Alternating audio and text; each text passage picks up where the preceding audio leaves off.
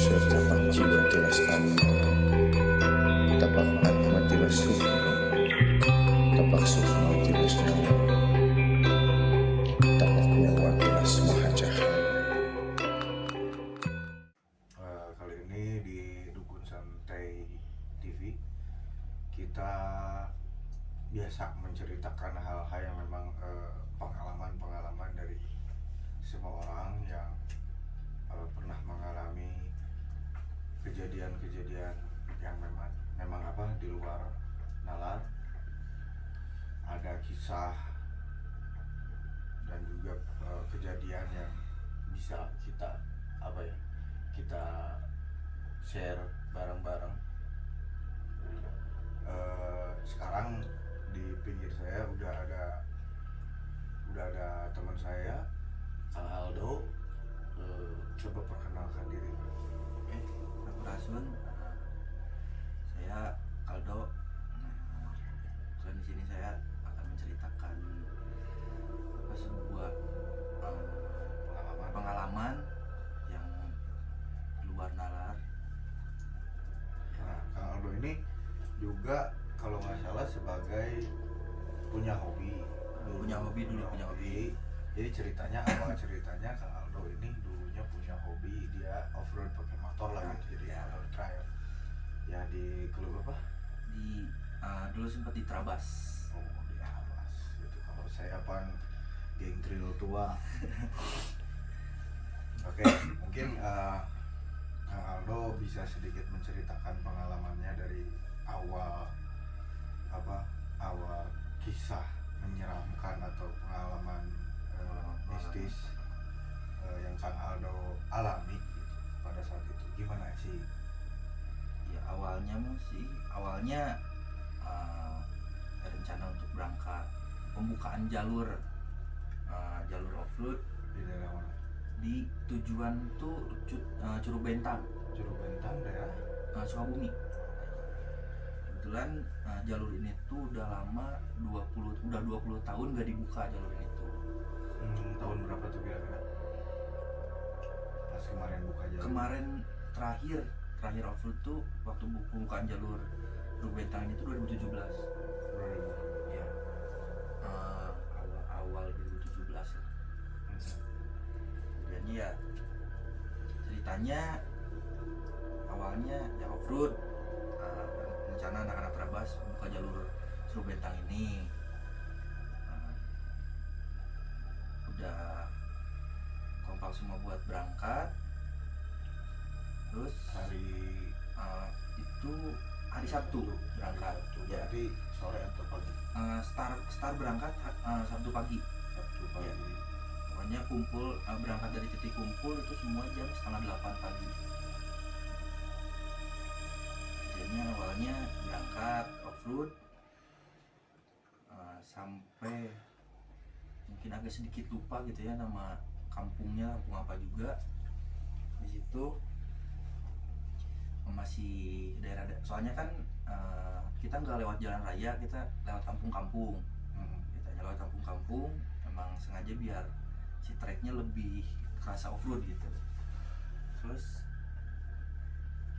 singkat ceritanya sampai di satu kayak hutan gitu yang rumputnya emang tinggi-tinggi, itu mau menuju mungkin sekitar 20 kilo lagi sampai ke Curug Bentang. 20 kilo sebelum Curug Bentang tuh ceritanya Jam berapa tuh? itu sore ya, sekitar habis jam 4-an, mulai jam 4. Posisi jam 4 ketinggalan rombongan off-road, ketinggalan tim. Kang Aldo teh ketinggalan di belakang. Karena sempat mogok dulu. Oke, karena trouble lah biasanya. Mogok, ketinggalan. Begitu lanjut jalan, nggak tahu nih anak-anak pada kemana, entah yang belok kemana, tak ke atas.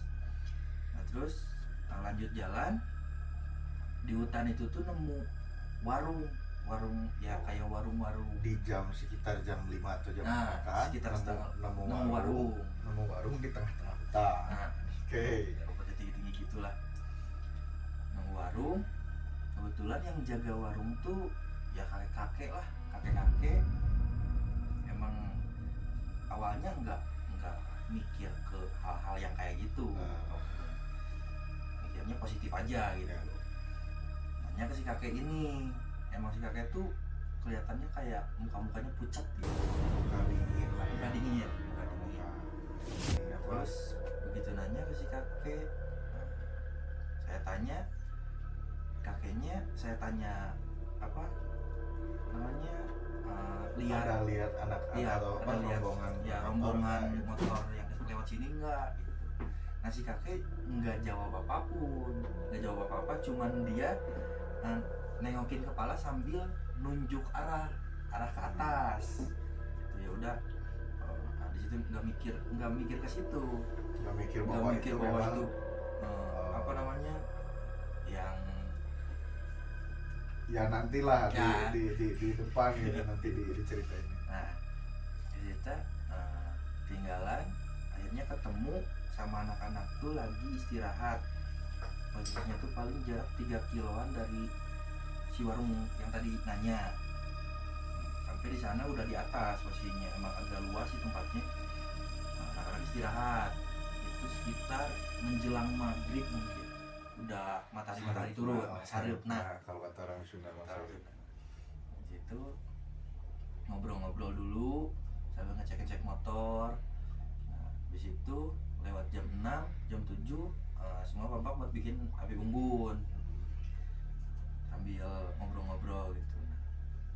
Jadinya pas rencana mau bikin api unggun, yang lainnya lagi pada ngobrol sama nyiapin yang ini itunya buat ngecamp di situ. Yang 2 orang teman saya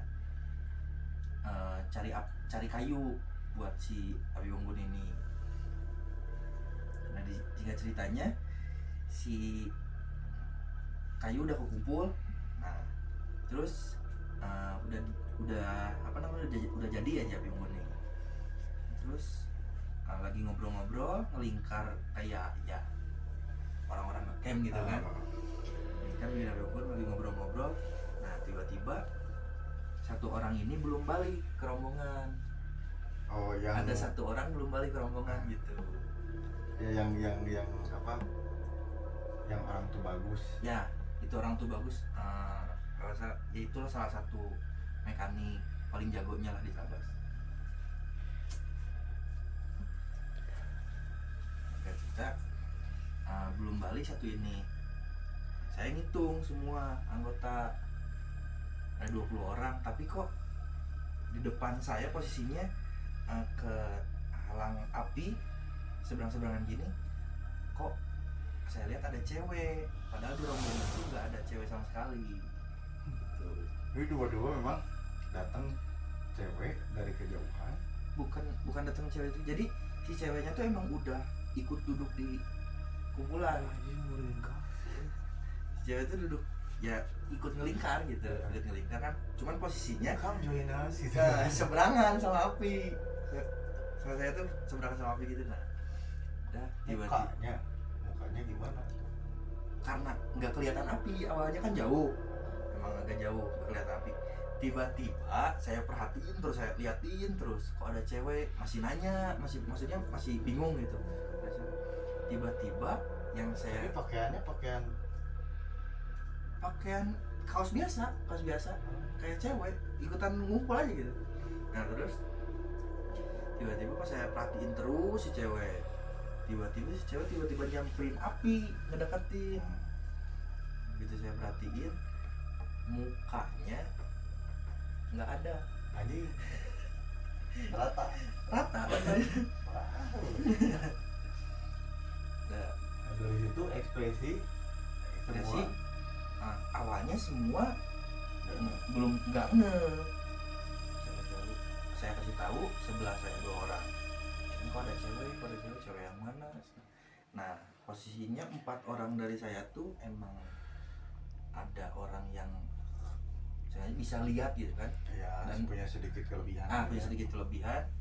Dia lihat sambil ngasih tahu, udah nggak usah diperhatiin, katanya nggak usah diperhatiin, diamin aja, cuekin. Habis itu balik yang satu ini yang nggak ikut. Balik itu sekitar sampai api unggun tuh sampai jam setengah 11 malam ya, setengah 11 malam, karena mungkin besoknya mau lanjut lagi perjalanan, istirahat semua. Posisinya. Nah di sini posisinya 3 orang tuh nggak tidur karena Sampai emang pagi. ya karena nggak sampai subuh lah, karena emang ngejaga kendaraan yang kayak gini. Nah tiba-tiba saya sendiri yang ngedengar, yang lain enggak ngedengar apa namanya, kayak kerencengan sapi gitu. Oh jadi kolotok kalau kata orang Kalau kata orang Sunda, tapi itu kayak ada kolotok sapi trok ya, gitu. tapi suaranya kayak Cering, cering. cering, Nah, cering, tapi cering. Wah. kayak yang sapi tuh rombongan. Itu mah tuh siga kuda kan, kuda kerete. Ya sih, cuman kan kalau kata orang Jawa mah kerenceng sapi bilangnya gitu. Ya kerenceng sapi itu tuh kedengeran kerenceng sapi itu kayak yang ngelilingin semua tim, ngeliling kayak rombongan ini lah, kayak rombongan kerajaan gitu. Itu posisi memang di hutan yang jauh dari Jauh. masyarakat. Posisi dari pedesaan masyarakat tuh sekitar 12 kilo. Wah. Terus di situ dari sapi itu udah aja cuek, gak mikirin hal-hal yang negatif atau gimana. Ya udah, akhirnya ngobrol lagi sampai pagi setengah 6 start lagi berangkat sampai di daerah sebelum itu Cibadak kalau nggak Oh salah. iya, daerah Cibadak. Nah, daerah Cibadak yang kalau nggak salah. daerah perkebunan sawit. Pokoknya yang emang rame, emang ada pedesaan rame, cuman kayak hutan jati gitu lah. Ya. Gitu. Istirahat sekitar jam 8 kurang, istirahat di warung, ngobrolin masalah itu. Ke masyarakat. Enggak, awalnya kita ngobrol-ngobrol biasa. di warung, nyeritain masalah ini, yang kejadian semalam gimana. Nah, terus tiba-tiba mungkin yang punya warung mendengar, terus yang punya warung bilang kalau emang daerah situ tuh emang ada kampung yang nggak kasat mata, Oh jadi lebih kepada ini mungkin ya. kampung gaib mungkin itu. Nah itu lebih kepada pemukiman gaib, kayak cerita di Gunung Cermai gitu kan. Cerita di Gunung Cermai itu kayak gitu. Iya. Di situ otomatis semua anak-anak kaget dengarnya, tapi ya udahlah, positif aja dulu. Ya. Emang agak kebayang gitu. Terus sampai berangkat lagi, ini sampai tuh anak-anak tuh istirahat lagi tuh di titik startnya si trek, di titik startnya trek, karena harus masang dulu kayu gede buat jalur kan. Iya. Nah istirahat di situ, tiba-tiba yang saya rasain si cewek yang mukanya rata itu tetap ngikutin. Oh ada lagi. Posisinya di mana? Posisinya ngikutin Di belakang. di belakang. Iya. Ketemunya lagi tuh pas masang kayak kayu gede buat jembatan kecil gitu lah. Habis itu kata siapa yang agak punya kelebihan tuh, kalau salah Pak Agus kalau nggak salah, ya Pak Agus. Nah habis itu bilang udah biarin aja, bilangnya baca-baca aja sebisanya kata gitu. Nah ya berdoalah Ya, menurut kepercayaan. Nah, udah di situ berangkat sampai jalur, sampai pembukaan jalur total. Di situ nggak ada masalah apa-apa. Masalah selanjutnya tuh ya kejadian selanjutnya setelah sampai rumah. Oke, pulanglah ceritanya. Pulang sampai rumah. Emang sampai rumah tuh nggak kayak biasanya off-road. Biasanya kan emang nggak masalah sama badan. Nah, tiba-tiba si badan tuh sempet sakit dulu lah 1 hari 2 harian, agak kurang fit badan kurang fit 2 hari, tapi masih bisa aktivitas. Nah, kejadiannya tuh pas istirahat, pas tidur malam. Ya di rumah tidur. Awalnya di rumah tidur tuh bangun malam jam 10 12-an bangun mau ke kamar mandi, tiba-tiba jadi kamar mandi itu posisinya ini di sini pintu kamar mandi dan itu masuk pintu dulu, Oh ya. kan lewatin dapur dulu. Nah pas mau masuk pintu di sini, berdiri di pintu ini tuh tiba-tiba ada cewek jalan, tapi bajunya kebaya warna hijau. Oh, bukan cewek yang Bukan, beda lagi. melihat. Merinding. Jalan, ya setelan kayak pengantin gitu lah, pakai kondai kayak gitu, kayak sigar, terus ya baju hijau gitu. Sempat ngobrol juga sama orang tua juga bilang ya udah biarin aja katanya. Tiba-tiba kamar mandi istirahat lagi, tidur lagi, tiba-tiba kebangun karena ngerasain yang aneh-aneh. Pas Contohnya badan itu. badan kayak ya kalau kata Sunda mah gerep-gerep mungkin, nggak bisa gerak gitu. Oke. Tidur. Pas buka mata tiba-tiba si cewek yang Di ngikutin, gunung. iya yang di tadi itu Terus, tiba-tiba pas banget depan muka. oh jir. Jadi habis dari situ udah sampai nggak tidur lagi sampai pagi. Terus ngobrol lagi sama orang tua akhirnya lari ke saudara ke Tasik, kayak ya mungkin paranormal gitulah, diobatin gini udah. Nah di situ udah sampai sekarang nggak ngerasain lagi kayak gitu. Jadi memang Karena sebelum ke Tasik tuh sering banget ketemu si cewek itu teh, sering banget sama si ibu-ibu yang pakai kebaya di rumah itu tuh.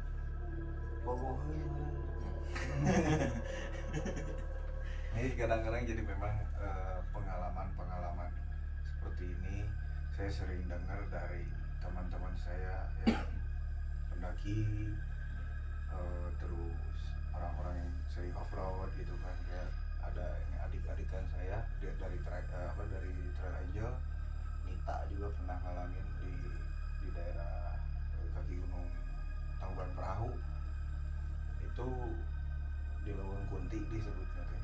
Jadi memang sebutannya Leuweung Kunti. Jadi memang dia benar-benar lihat di pinggirnya dia, tapi karena posisi dia capek perjalanan ya off-road gitu, adventure kayak gitu, capek jadi udah bodo amat gitu. Meskipun memang itu sangat jelas banget ada gitu, dan itu posisinya deket kan, ngeri. Nah mungkin untuk cerita kali ini dari Kang Aldo ini gambaran bahwa memang kultur di Indonesia itu tidak bisa disamakan dengan kultur di luar negeri. Nah, untuk para pendaki juga kita boleh punya hobi mendaki seperti apa, silahkan. Punya hobi main ke gunung atau kemanapun silahkan. Tapi kita jangan lupa bahwa zaman leluhur kita dulu gunung itu sangat disakralkan. Dan memang para leluhur kita pun dulu mau naik gunung itu melakukan ritual-ritual khusus dulu, karena memang di gunung itu energinya sangat besar. Jadi di gunung, di lautan. Nah ini benar-benar memang harus pada tahu lah, minimal kalau kata orang Sunda kita harus mimpi amit alamenta heula. Jadi kita harus minta izin dulu, sanuk-sanuk, mohon izin, mohon keselamatan juga sebelum pergi. Kita berdoa tadi apa yang di kronologi ceritanya pun berdoa dulu dan lain-lain. Tapi minimal kita pas mau masuk hutan itu sampurasun biasanya udah beres gitu kan. Jadi ditambah doa juga, terus kita bilang sampurasun gitu kan, itu lebih beradat gitu, dan lebih beradab lah untuk masuk ke wilayah hutan. Oke. Dari pengalaman Kang Aldo ini kita bisa